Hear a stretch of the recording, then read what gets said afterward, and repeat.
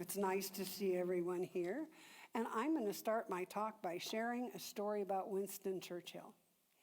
Now, Winston Churchill met with a flight sergeant who was being honored for his bravery during World War II. The sergeant had the courage to climb out on the wing of his airplane at 13,000 feet to extinguish a fire in the starboard engine. But meeting Churchill in person, he was so scared he could hardly even utter a word. He was tongue-tied. And Churchill said to him, "You must feel very humble and awkward in my presence." And the sergeant agreed. "Then you can imagine," Churchill replied, "how humble and awkward I feel in yours." So he was speaking authentically to this man who had gone out on an airplane wing at 13,000 feet. How humbling would that be for any of us? Wouldn't it? So he's speaking authentically, and authenticity is something that must be experienced. We have to show you who we are, not just tell you. We have to show you the truth of us. Authenticity is not something that you aren't.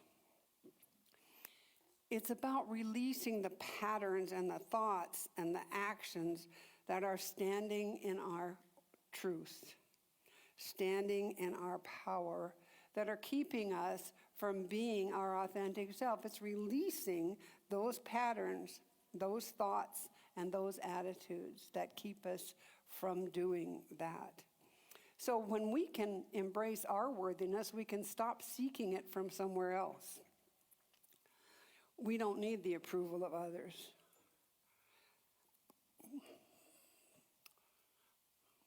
Okay. I'm taking it. For those of you who don't know, we took everything out of here and shampooed the carpet, and so everything's not right back where it might belong. So anyway, when we embrace our own worthiness, we'll stop seeking the approval of other people. What I know is that as children of the divine, we are inherently worthy. And that means it's time for us to be our authentic self. Think about this. We've heard this millions of times. In the beginning was the Word, and the Word was with God, and the Word was God. And there was nothing else. There was just God and nothing.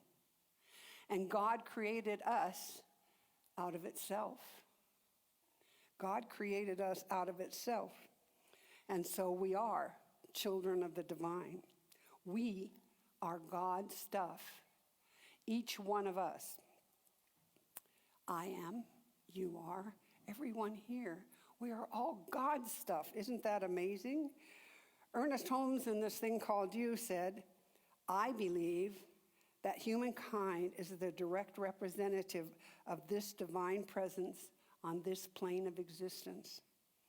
I believe the relationship between God and the individual is a direct one. Therefore, I believe that God is to each one what that person is to God. The divine nature must be infinite, but we know only as much of this nature as we can embody. In no other way can God be known to us." And that's from Ernest Holmes in this thing called You. And Brené Brown offers a definition of authenticity. And what she says is authenticity is the daily practice of letting go who we think we are supposed to be and embracing who we are. That's from her book, The Gifts of Imperfection. Embracing the truth of us. So let's take a look at what might keep us from being our authentic self. Perhaps right now, in this moment, we have some feelings that maybe we're not enough. We're not good enough, or we're not smart enough, or we're not young enough, or we're not old enough. And when we finally get to be enough, then we can be our authentic selves. So this chain of thinking could drive us to work harder to change who we are, and instead of being our authentic self, help us to hide the parts of us that we don't want other people to see, the parts of us that others might not approve of. And we all have some of those, I think. Perhaps we feel a little shame. Ernest Holmes tells us that what keeps us from our good is a thought. It is a thought, only a thought, that keeps us from our good. It can keep us from being our true self if we doubt our worth. It is the idea that we believe that something is wrong with us and someone might find out. So we have this facade that we create instead of being authentic, and it keeps us separate from others. And it keeps us separate from our true self. Let me remind you, we are children of God, each one of us. And it's time for us to claim our power. No approval is needed. We don't need someone else's approval to be the truth of who we are. We are God beings, each one of us. We're not flawed. Let those thoughts of things we keep hidden become a guide for us to those areas where we have not yet accepted or loved ourselves. It's where we can move through our feelings of unworthiness, and it's where we can embrace our wholeness. It's up to us to become familiar with those unconscious patterns and to make a choice. And to make a choice as to how we respond. Sometimes withholding love because of something that makes us feel less than wholeness. Sometimes withholding love from others, and sometimes withholding love from ourselves. Know this, you are enough. You are enough. You are a spiritual being made in the image and likeness of God. We're told that and told that and told that. We are made in the image of the thing itself. Spirit created us in the eternal past out of itself. How much closer to God can you be than having been created out of it? Therefore, we're worthy, and our life is a life of God. Our life is a life of good. Our life can be whole and perfect. We all have stories, don't we? And we all tell stories. Humans are inherently storytellers. We tell stories, but does the story that you're telling yourself, does it serve you well? Have you outgrown it? Or are you trapped within it? Are you trapped within your story? Walt Whitman said, I am large and I contain multitudes. And don't we all? We contain multitudes of stories, and some of them we accept and become, allow them to rule our lives. And some of them we can say, that's not me, and let it go. So there is an anonymous quote that says, when you know your worth, no one else can make you feel worthless. Think about that. When you know your worth, no one else can make you feel worthless. Our worth is not dependent upon what we've done. It's dependent upon what we know, and what we know is the truth of our being. And the only thing that stands between us knowing our worthiness and recognizing our light is thought. We've all heard it here, change your thinking, change your life. Become aware of those unconscious patterns that keep us from embracing and living our whole, while empowering us to step out of the darkness and let our authentic light shine. Think about that. Let go of the shadows and let your authentic life shine. Allow yourself to be the person that you truly are. We need to love ourselves and to accept and acknowledge, I am enough. Can you say that? I am enough. We don't have to be the right size or the right age. We don't have to be the right place of being successful. What we can be is kind and strong and spiritual. So if you want to wallow in something, let us wallow in our enoughness. I am enough. Most of us have spent enough time wallowing in the other stuff, in our not so good enough feelings. So let's stop running. Let's stop running. Let's stop and acknowledge that those judgments we've made of ourselves, those judgments of our past, the past is past. Those judgments are no longer valid. We're not the same person today we were yesterday or last week or 10 years ago. We can summon our courage and learn to be vulnerable and live from our whole self. In Living the Science of Mind, Ernest Holmes asks us, what are your dreams? Are we dreaming of success? Are we dreaming of happiness? Or are we dreaming of misery? Because it is our thoughts and our dreams that lead us to a fuller and richer life. We want to dream about our happiness. Our mental powers, our mental patterns should reinforce the truth of us. They should reinforce how worthy we are. We deserve love. We deserve compassion and belonging. We deserve connections and all of the things that money cannot buy. We can't earn those by seeking the approval of someone else. Worthiness is not about what you do. It's about what you know about yourself. What do you know about yourself, about your authentic self, about who you truly are? Who are you? Let us let go of what is not us, and let us embrace our authentic self, because each one of us is invaluable.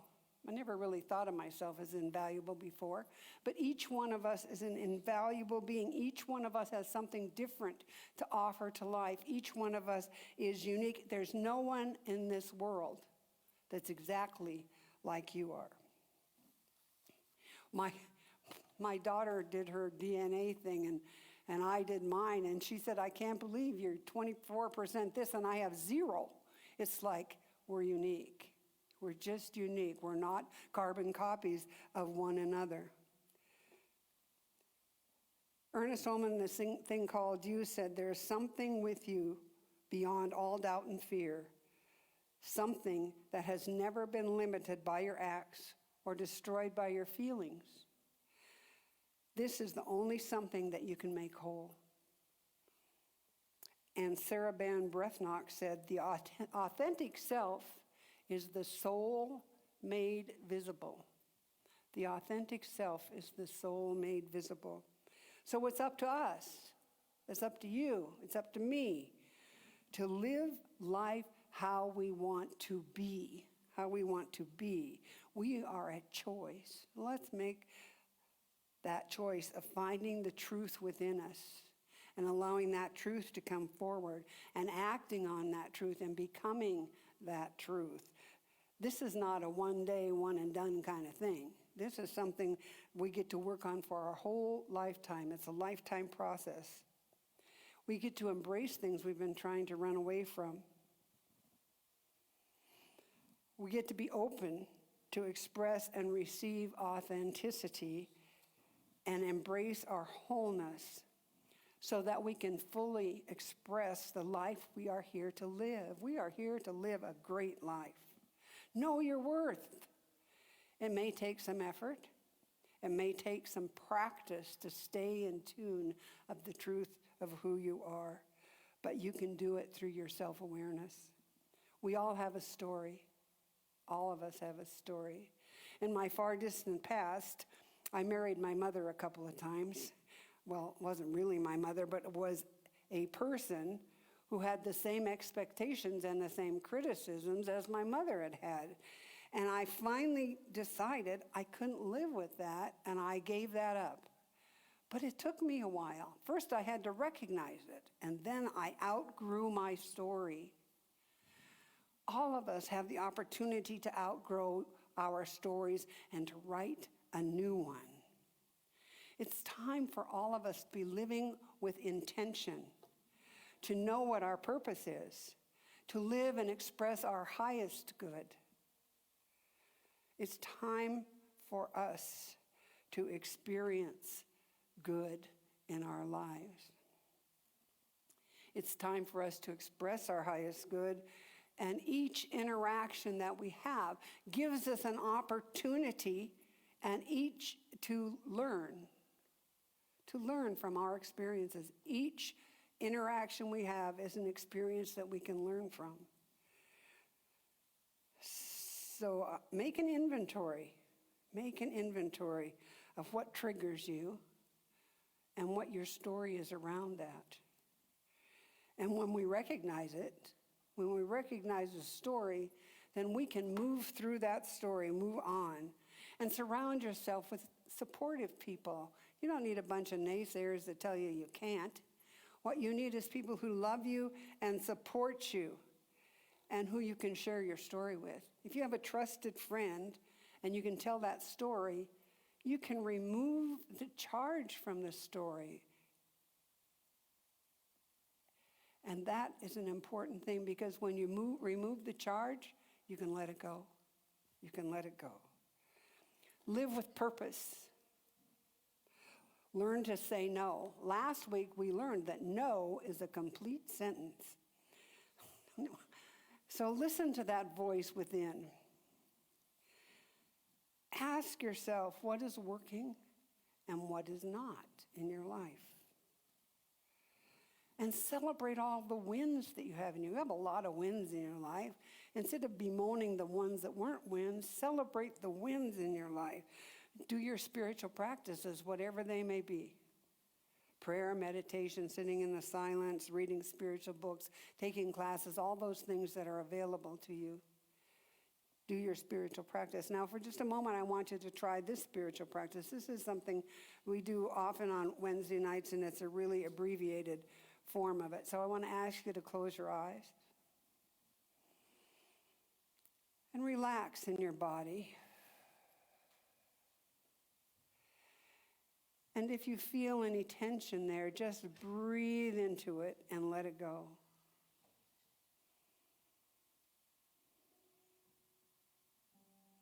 Feel your breath.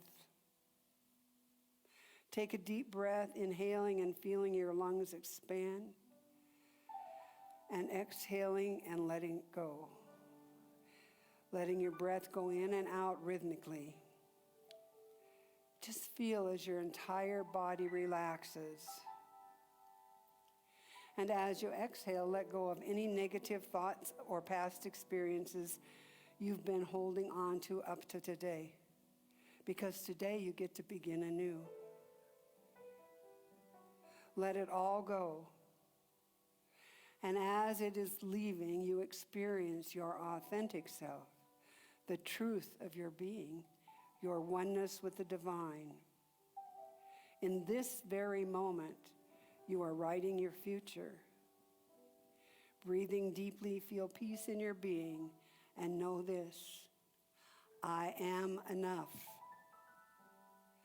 I have always been enough. Past decisions and past experiences were the lessons I needed to be here today. I love and bless those experiences. I love them and bless them and let them go. In this moment, I embrace who I really am, and I allow my great light to shine, and so it is.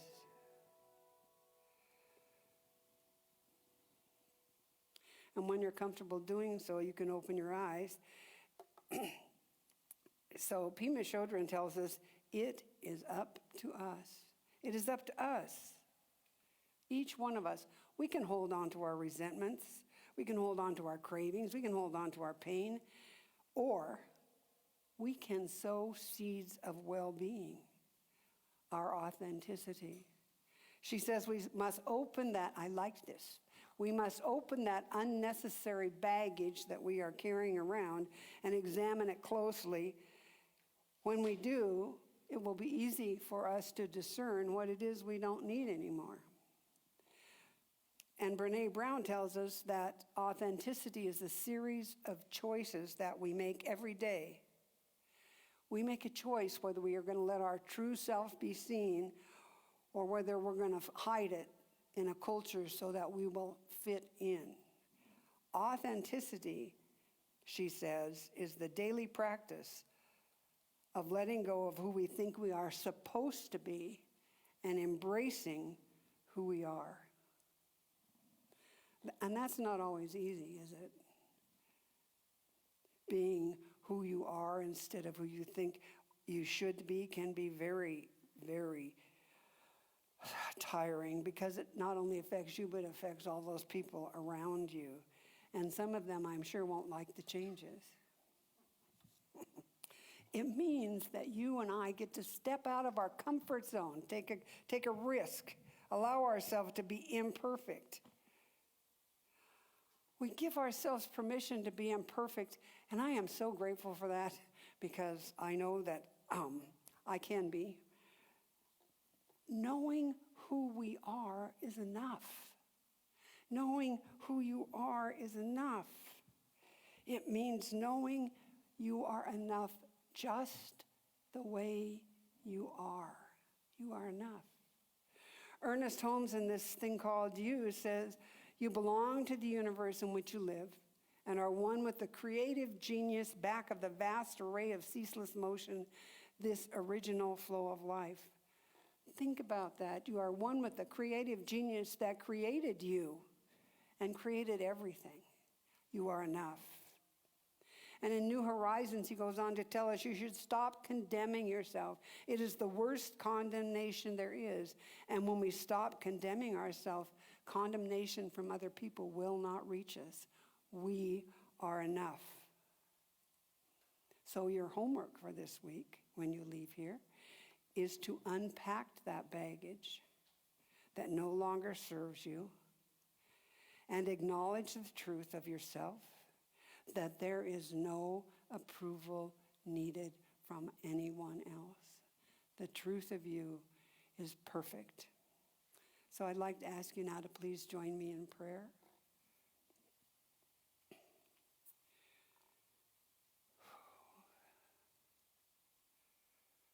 The thing itself, the Holy One, God the good, omnipotent, Spirit, that divine essence in which we live and breathe and have our being. God is known by many names. Light and love and peace and joy, attributes of the One. And I am one with that. One with light and love.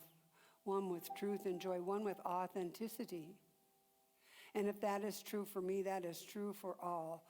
One with the One. So as I speak my word this day, I speak it knowing that truly there is only one life. And each of us is an individualized expression of that life of love and peace and joy. I know that as we move through the ensuing week, we know the truth of who we are, and we let go of anything that no longer serves us. And I'm grateful. I'm grateful for the opportunity that we have to come together in love and in light and in joy. I simply say, thank you, God, and so it is. And so I'd like to thank all of the people online who have joined us today. I know we kind of got a late start, but if you've joined us, we certainly do appreciate you. And I hope and know that you will be coming back to join us again. God bless you, and we love you. Thank you.